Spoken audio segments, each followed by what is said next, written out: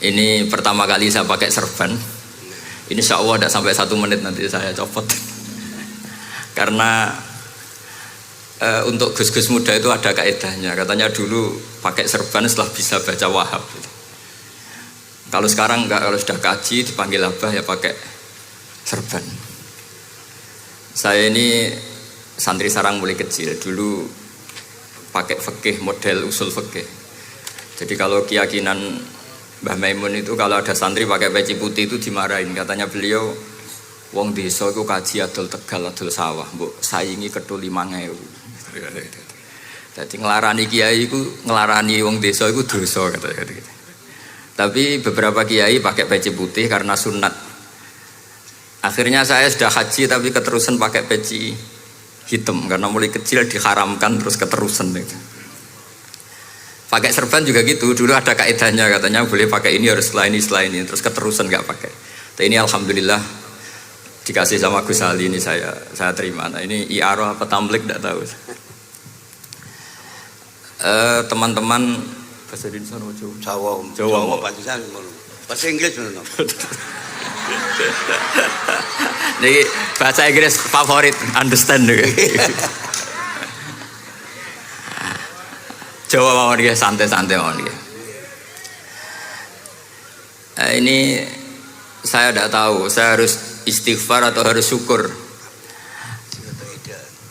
Karena kenapa saya berpikir ini kalau butuh istighfar nopo syukur, mergi termasuk yang paling saya hindari itu acara seperti ini.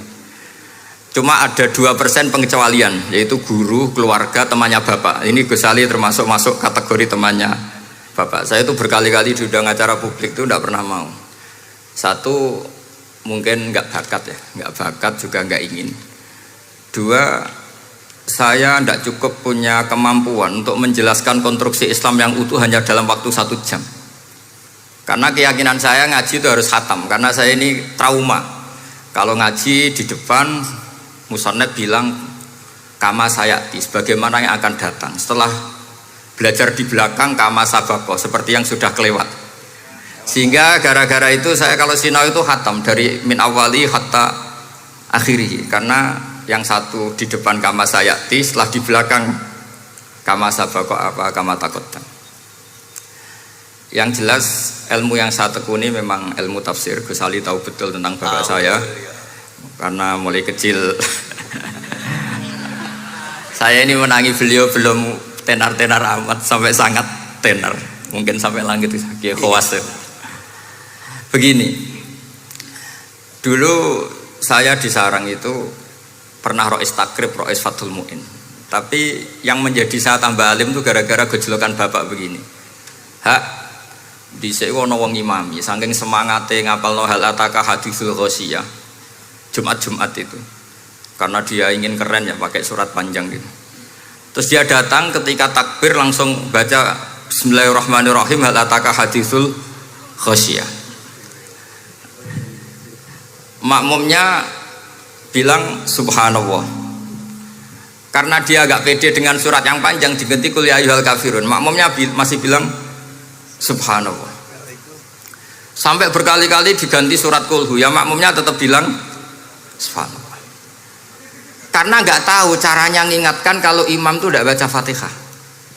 Karena ada satu cara, yaitu kon ngelingno ngangge napa subhanallah.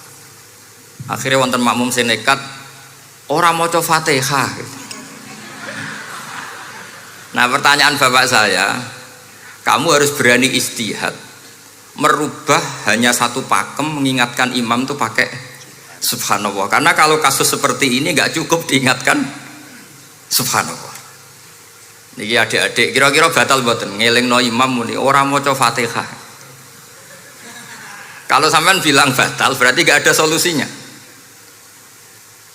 Kalau bilang sah itu beberapa kalimat yang dalam pakem sholat itu napa membatalkan. Sampean milih batal apa enggak?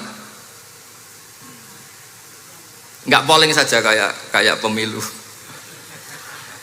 Sampai saya tuh cari-cari, akhirnya ketemu juga di kitab Mizan Kubro diterangkan oleh Imam Malik bahwa kalamul musolli itu ngomong, kalau itu manfaat, tapi jangan ditiru loh ya. dan darurat, ya, dan darurat, maka itu boleh dan tidak membatalkan sholat. Misalnya imam sholat kemudian di bawahnya ada bom atau ada ular kobra, kalau nggak ada cara ya mau tidak mau harus diingatkan pakai kalimat, karena kalau subhanallah tok nanti gonta-ganti surat saja. Tahu-tahu mati dipatok ular apa? Kobra.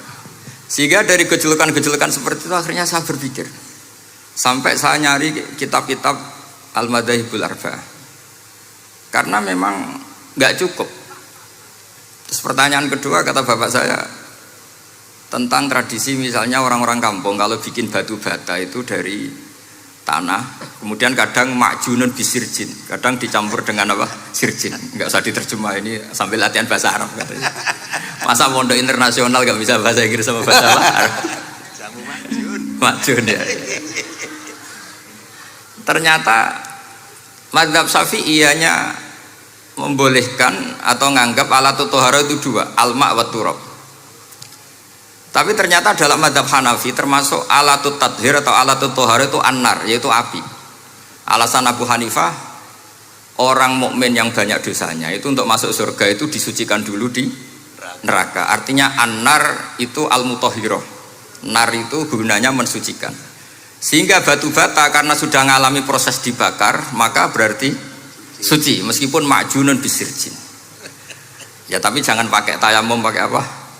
Nah, jadi kalau Anda mandi junub atau nggak punya wudhu, kalau nggak ada turab sama apa? Air, ada solusinya, yaitu wudhu pakai